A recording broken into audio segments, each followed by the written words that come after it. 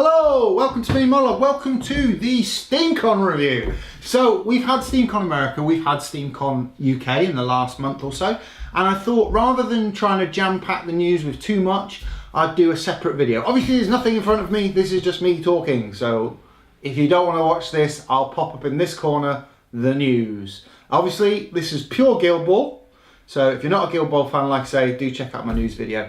And at the end of the video there'll be links coming up anyway for other videos. But let's get talking about Steamcon. Now, I watched the full keynote and made a lot of notes. My laptop's just in front of me here, so if you see me moving forward to scroll down, it's because there was so many notes to make. I think, again, Steamcon was a great event. Unfortunately, I couldn't make it this year due to work commitments and due to money. I couldn't afford it. But I sent my spies, I watched the keynote, and again, with the Union in Chains thing that's been going on, that ended at Steamcon UK and had a great reception. Also, the keynote, which is I'll get onto in a minute. So let's cover Union in Chains. Union in Chains has been going on a little while, and it's to do with the fluff partly, and I'll try and fill in as much as I know. So the idea was the church took over and basically disbanded the Union. Obulus got involved with the sort of Hemlock thing, where he took Hemlock rather than waiting to winter and gave the hunters Minks. So coming soon will be models for Hemlock and Minks for those factions. So the factions that won, let's get on to that. So basically two factions were battling out for one of the Union players. In the case of Butchers and Fish, it was Godtear, and it was Butchers who took the win actually on the weekend, which I was really pleased about, because I'm really pleased that Godtear is now a Butcher. Decimate ended up going to the Brewers, which I'm also pleased about, being a Brewers player, and I've been playing Brewers a lot recently, and I recently faced off against the Blacksmiths, which I'll talk about at the end. Anyway, Engineers got Henrietta the Hat, which obviously Harry's passed on, and we're going to get a little girl version. And I've seen all the models for these, and I must admit, Steamforge, are knocking it out of the park when it comes to their new models. I've seen the new Blacksmiths, they're fantastic. The new Farmers, they're fantastic. The stuff they're doing in the new plastics is just so detailed and looks great, and all of them are one model. There's no gluing, there's nothing. You just take it straight out of the box and off you go, which for new players who've never played before or never done a modeling hobby before, thumbs up, Steamforge, well done, absolutely brilliant. So that sort of covers the Union in Chains event which was a community event that they've had going on to the run up to Steamcon, much like last year's, which had the Butchers event, which was where we saw obviously things happen there. So let's get on to the meat of what was the keynote. Now obviously last year there was design a character, where everyone at Steamcon helped to design a character which sort of fitted into a new guild called the Rat Catchers. And what Steamforge have done is are going to introduce this new thing called minor guilds. With the Union disbanded, once the minor guild comes out for your major guild, you will no longer be able to use Union in your lineup. So this sort of kills off the Union, and I'm not sure what Steamforge have planned for that, but I'm sure we shall see in the upcoming year. But the minor guild, so this first minor guild which we all sort of knew about was the Rat Catchers. Now I've seen some models for these, they look fantastic, and they'll be the minor guild to the Morticians. Now I'm quite looking forward. Morticians were my first team, and I really enjoyed playing them when they first came out. I've moved to the Brewers since, but that's just because you do, don't you? You move factions. But I think this might breathe new life into my Morticians game, because I'll get new characters again, and I believe they're going to do a full 6-man Rat Catchers team. So I've seen, like I say, some of the models they've shown, and this was the only thing they hinted at. And the idea is the minor guild, you can either play as the full minor guild, but you can add 2 from your major guild. Now I believe the 2 you're going to be able to add to the Rat Catchers will be Bonesaw and Vet Graves. The real question is, will it make Vet Graves work and be viable in a lineup? Now that's going to cause controversy, and if you think Vet Graves is great, personally I found him not great. I found the original Graves not great. Wasn't someone I used in my lineups for Morticians very often. So I'm wondering, will that make that character usable in a lineup? But also you can take 2 of the Rat Catchers and play them in a Morticians lineup. So you can run an Obulus-led Morticians with 2 Rat Catchers. This will obviously change. I reckon this is how they're going to develop the game. And that came from the UK Steamcon, so we found out about the Rat Catchers a little bit.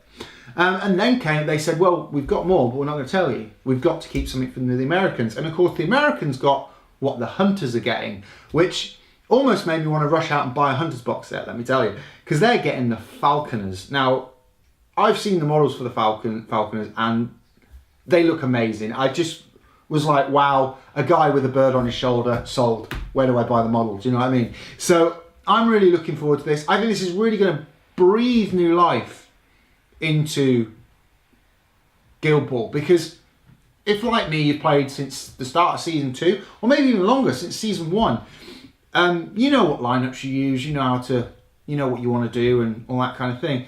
But I think with the community-led events like Union and Chains and this new introduction to these minor guilds, I think it will really change how the game will play a little bit. And I'm really pleased for this. And of course, there's a new mechanic coming out, which is the disease mechanic, which I think the rat catchers will have, which has an impact on momentum. We haven't been told how yet, particularly, or how that will be implemented.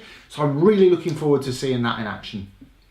There's going to be a rules review. We know that Guild Ball is going to undergo some sort of rules overhaul at some point. I mean, they've always been doing this back since Season 1, and they changed the cards to Season 2, and again in Season 3, changing how players work and if players became overpowered, like in the case of Obulus and Midas. Obviously, if you're not a Guild Ball player, you probably haven't got a clue who those people are, but do check all this out. There's plenty of things on the forum, Steamforge forum, about this, and I'll pop a link down below for that.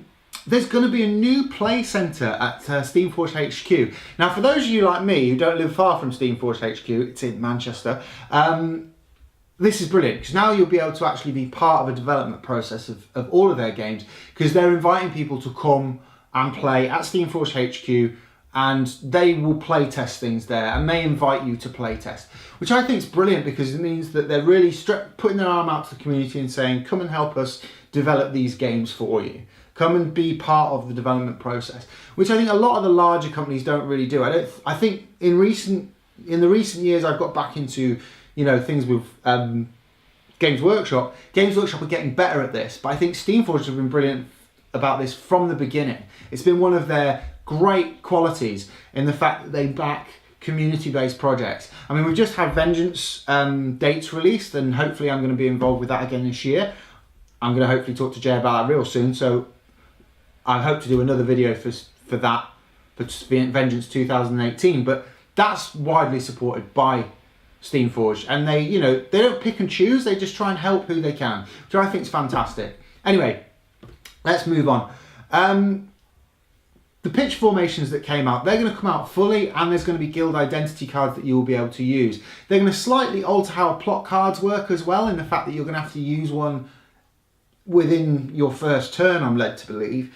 How much of that is true, I'm still waiting on more information. If you've got more information, bob it down in the comments down below. If you know more than me, or if you're a member of Steamforged, bob comments down below and let me know more information, because I'm always anxious to know things about Guild Ball. So I just need to move my screen down. Just give me a second. So there's going to be more. There's even more. Can you believe, after all that information I've given you, there's going to be more. So the Rookie League system is going to be put in place for new and old players. And there will also be rookie models. We saw a rookie version of MASH where he was a lot slimmer and was sort of I have the power stance, He-Man style stance, if you're old enough to remember He-Man, which really sort of made me think, oh, I need to have a look at this rookie thing, because knowing me, I want the rookie version of the sort of adult models, MASH particularly, because I just think it's one of the coolest models I've seen for a while. So I will be looking at that. There's going to be rules updates for competitive play, brand new pot cards, an initiative mechanic for competitive play, and a restructuring of the rosters. I'm still waiting to hear more on those things.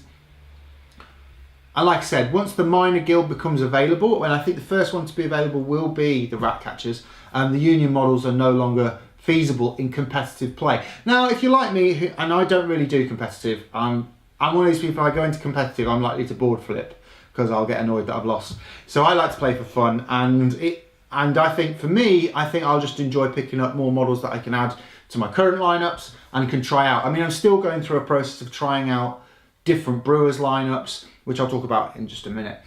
There's going to be an update possibly of Season 1 teams made in plastic. Now I know that Steamforged are actually asking the community whether they want this.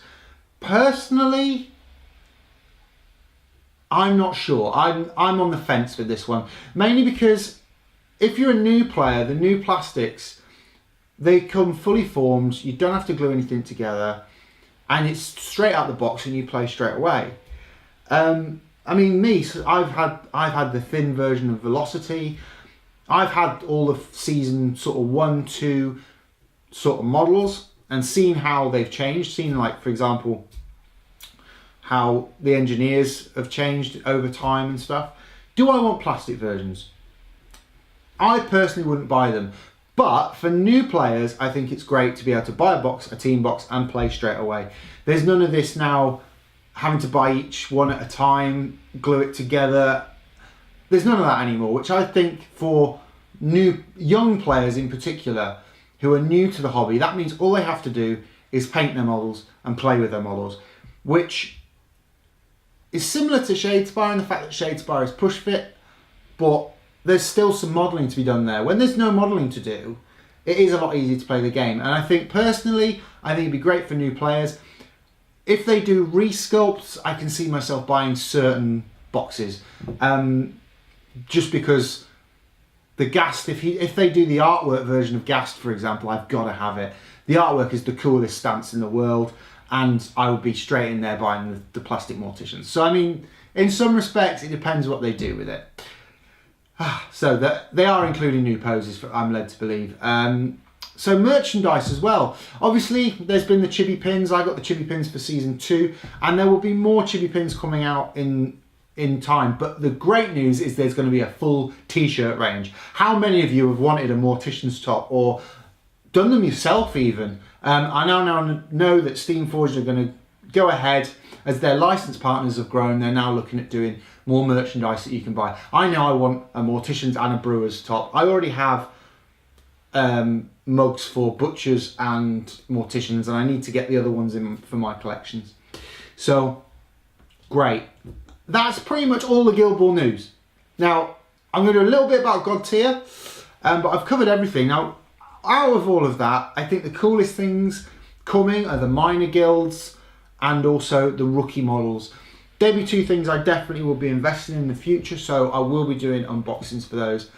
In other Guild Ball news, I recently have been trialling different Brewers lineups, and I was lucky enough for a friend of mine to spend a lot of money at Steamcon and bring me back a Lucky. And so now I have every brewer, and I've been trying out new games, and I played against the blacksmiths and got my hands on the blacksmith models. And this is where the whole plastic thing comes from for me. I think they look fantastic, amazing, great models to look at, great models to play with. Lucky is fully plastic as well, and thumbs up from me. I think it's great. If you're a new player, I think it's great. If you're an old player and you want a new team, it's cheaper than it used to be. I mean, everyone goes, oh, well, you've got to buy 6 models at once and you've got to buy 30. But when you total up what a full 12-man team cost you back in Season 2, you were looking at anything between £5 and £9 a model, up to almost £14 for some models like Locust, Colossus, people like that. I mean, I must have spent a fortune on mine. So for me, I can see my collections growing as I want to try new teams and I want to own those teams, which I think is brilliant. So on to Godtear. So last year they hinted at a all-new fantasy game that they were going to produce, which was a brand new sort of IP, as it were. So they called it Godtear, and the idea of the game, it's along the lines of an RPG set in a classic fantasy world, and it's narrative driven, much like Dungeons and Dragons. Again, they're really going down the pre-assembled model route because it seemed to really work out with Dark Souls, and of course it's working out with Guild Ball, so now they're going to do that with Godtear. So you won't have to have any assembly to do on your models. It's faction free and fast setup is what they've said. A game will take you around about 60 minutes, and it's all about list building. Now, for any of you who have played games like Necromunda or trying to think of other gang-based games, Shadespire even, where your gang grows. Now, Necromunda more so because your gang grows and you can buy new characters and you can make those characters better. think that's what Godtear is going to aim at. So let me give you a bit about the background. So gods have died, their essence have fallen to earth in these tiers. 95% of the population's gone, and some can discover and absorb these essences and become almost godlike and become possibly gods themselves. And that's the idea of how they will make your warbands in this grow. So each champion, you get a champion model, comes with a unit, and that will reflect in play styles. Much like if I try and similarise it to Shadespire a little bit, you've got your leader and then you've got the rest of the gang which are similar. It's going to be like that. You'll get a leader or a champion who can absorb the god tier, and you'll have his minions and followers. So the ones which we've seen have been there's going to be a dwarf captain with a gang and a shale earth magician with a rock golem. So there's going to be different styles, and they will have different styles of play. And you start with a small warband, and they all bring different things to the battlefield, and you're looking to gather god tiers in different type of scenarios and campaigns. So, and then you can spend them on upgrades or adding people or adding even other champions to your warband. You're not kind of restricted to only having one champion. They have said champions will cycle in and out. Now, I'm not quite sure what that means, whether they will make it so that one champion will die and possibly come back or be resurrected. I'm not so sure. But there is the option to get involved early. If you're interested, do go to the Steamforge website. I'll pop a link down below, and they're going to actually give you a chance to get in early on Godtear. So that's all my news, I believe, from the Steamcon keynote. And for me, I don't know whether I will invest in Godtear yet. I am waiting, and the problem is it will be actually reflected in a video coming soon about how many systems is too many systems. I did a little kind of survey, and I found out a few things from different players and what they think. So I thought I'd give you a little thoughts and musings on that at some point. So look out for that in the new year. But that's my sort of review of Steamcon. Looking forward to the new things for Guild Ball.